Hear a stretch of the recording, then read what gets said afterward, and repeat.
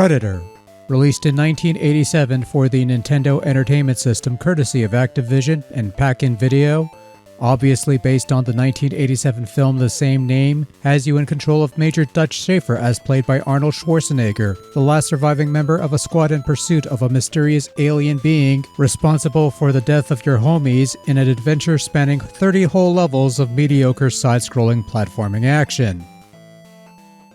And also Big Mode, which is probably this game's only real claim to fame. So you control Dutch in this side-scroller, starting off with a punch attack that can only be done while standing because I guess Arnold didn't figure out how to punch low until Total Recall on the NES, I guess. But you can obtain other weapons such as a machine gun, pineapple grenades that can blow up rocks but are time delayed and can also harm you, and finally a laser gun which can also blow up some rocks and is the only weapon that can damage the Predator. Naturally, your goal is to reach the end of the stage and enter this door that will take you to the next stage. Some stages have 2 exits that will lead you on alternate paths. Sometimes the game will throw a curveball by having you fight off the Predator every few levels. A bit of a trivial battle unless you don't have the laser gun on hand, which is the only weapon capable of even harming the Predator. And if that isn't enough of a curveball for you, the game will sometimes switch to a big mode stage in which you control a big Arnold character who can crouch and shoot in an auto-scroller thing that will eventually lead you to a fight with the Predator, who at least poses more of a threat in these stages than in the regular levels, and should you endure all of that, you'll eventually reach the final stage where you get to face off against a floating Predator head as the final boss. I'm assuming this was taken from the unreleased Japanese assembly cut that only the people at Pac-In Video were able to watch. So it's no secret that Predator is, well, let's be honest here, it's not a particularly good game. Years of angry reviewers giving this thing the business has clearly hammered that particular point in, and while that's usually exaggeration for the sake of the bit, a lot of Predator's poor quality does indeed stem from certain flaws and design choices that prompts a player to ask those kind of questions. You know, what were they thinking? Did they test this shitty game before they released this? Who designed this crap and why are they allowed to live? Etc, etc, etc. I've asked these questions many times throughout my playthrough of this thing, and I've never found any satisfactory answers to any of these queries, nor do I expect to. I realize there's certain creative liberties you have to take in making a video game based on a movie where the whole focus of your narrative is a one-on-one encounter between Dutch and Predator. Making this traditional platforming fare does seem to be the stock formula for this sort of thing, and there's nothing wrong with that on paper. Fighting enemy soldiers in the first few levels makes sense in context. The movie does open with an attempted rescue mission / invasion gone bad, but then you have scorpions, bugs, sentient rocks, weird cartoon slime things, and other oversized single-cell organisms to deal with. Okay, fine, you gotta give the player some kind of opposition and whatever, right? Let's punch out butterflies in the middle of a dangerous pit, sure, why not? It's stupid, but it's something, I guess. Like I said, Predator has me questioning plenty of things about the gameplay. Like starting each stage with your default punch attack, which is fine if that's all you had. But if you picked up a weapon in the previous stage, such as a machine gun, and you cleared the said stage, the weapon doesn't carry over to the next stage, meaning you lose said machine gun in the next stage and default back to your basic punch, which proves to be somewhat limited not only in range, but for some reason, as mentioned, you can only punch while standing or airborne. If you crouch and press B, nothing happens. Meaning you have a lot of enemies half your size that you cannot strike with your basic attack unless you strike from a lower level. Meaning there'll be times where you'll have to pass through narrow passages filled with tiny foes, and your only recourse if you only have your punch to attack with is to speed through the passage while taking needless hits until you eventually get a decent weapon, or at least hope to survive the experience. As far as weapons go, like I said, you could pick up a standard machine gun, a laser gun, or pineapple grenades. Both the laser and grenades can destroy certain rocks, though the grenades are time delayed and its explosions can also damage you. It's not a particularly graceful weapon to use, but it's also not a weapon you'll come across often unless it might serve a purpose, such as busting through walls of rock. Predator has some weird conflicting rules here. Most enemies will harm you if you touch them, which is standard, normal stuff, but then some enemies can be stood on like solid or moving objects, which leads to some of the more baffling obstacles to be overcome. This seahorse looking thing, for example, is an enemy. Standard logic assumes if I touch it, I will be damaged, and that's usually the case. However, in this instance, I need to let the seahorse thing live so I could hop on top of it after I break the rocks underneath in order for it to drop to a lower level, so I could hop on its head and reach the exit. If you don't know this piece of information, you're left killing the beast and then wondering how the fuck do I get up there because your jump isn't high enough. And then you realize you have to fucking go back and let it respawn and anyways, it's... Predator is plagued with a lot of tricky platforming, and a lot of it is not helped by the slippery controls. It's bad enough that your jumps feel incredibly floaty and imprecise, which makes precision platforming on tiny rocks a particular chore, never mind any situation where moving rocks come into play. But Dutch will often take another step or two before he comes to a stop, which can lead to cases where you'll seemingly land on a tiny platform, but just fall off afterwards into the abyss below. I've had this happen more times than I can count, and it's absolutely fucking dreadful, especially in a game that seems to have a hard-on for navigating tiny platforms over giant bottomless pits. There are a lot of situations where you'll be faced with questionable level design and often wonder what mad genius, and I use that term extremely loosely, thought these levels up.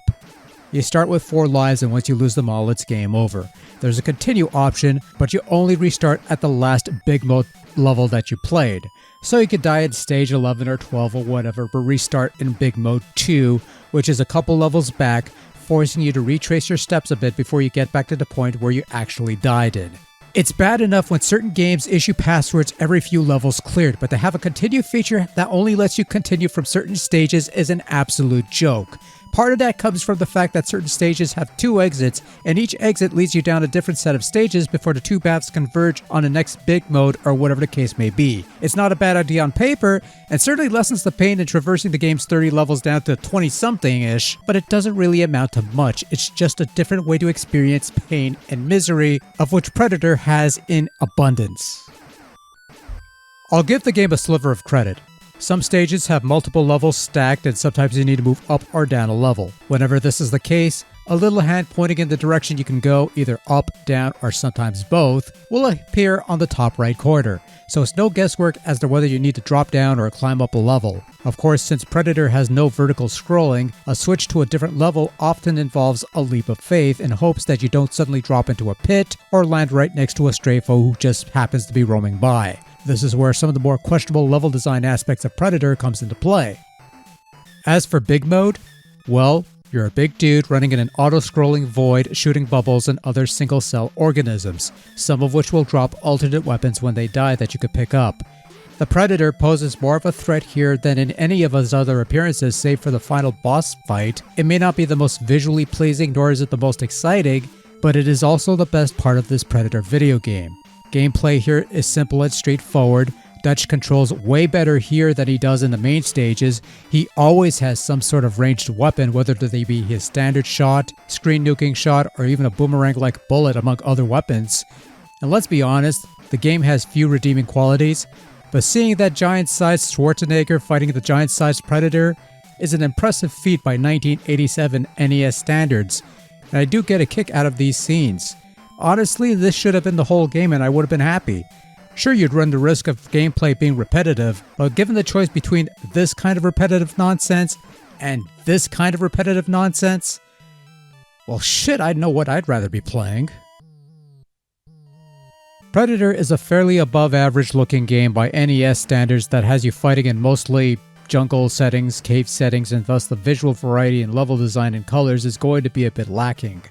Yes, we can all question the stylistic choice of wardrobe for our main protagonist, but at least you could say he does stand out among this rather drab-looking game, where it's sometimes difficult to discern which items are platforms that you could stand on and which are background elements that you could fall through. This is mostly evident in the cave levels. Beyond that, I wouldn't necessarily call this one ugly motherfucking game or anything like that. It looks like pretty average fare barring the big mode stages, which is its own little thing. The few cutscenes that pop up are well done at least, simple but they get the point across, and of course the one Arnold shot that pops up every so often, because if it's good enough for Konami, it's good enough for, well, you know.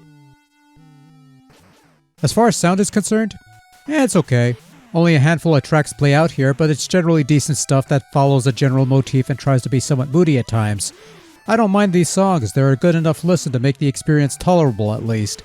The sound effects are fairly stock sounding stuff, nothing unpleasant, but nothing really special either.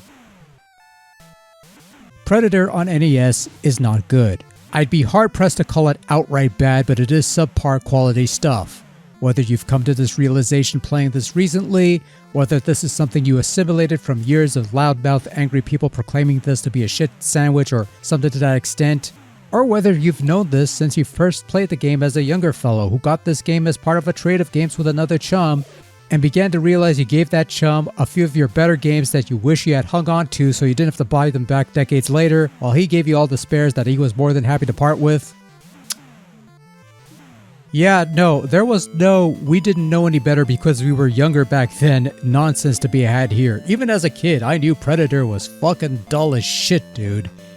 And while the game hasn't gotten better with age, there are some things that I can at least appreciate nowadays. Big Mode is one. The attempt at branching paths, while not fully embraced, is another. The Game Genie code for infinite lives? That's a big one, because I sure as shit ain't dealing with a lousy continue gimmick that sets you back several stages.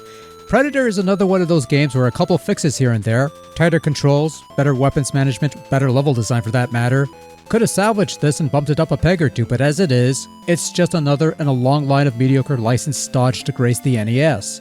It's not what I would call the worst of the bunch. If you could put up with some of the flaws, you'll get a marginally playable game, just nothing I would call genuinely good.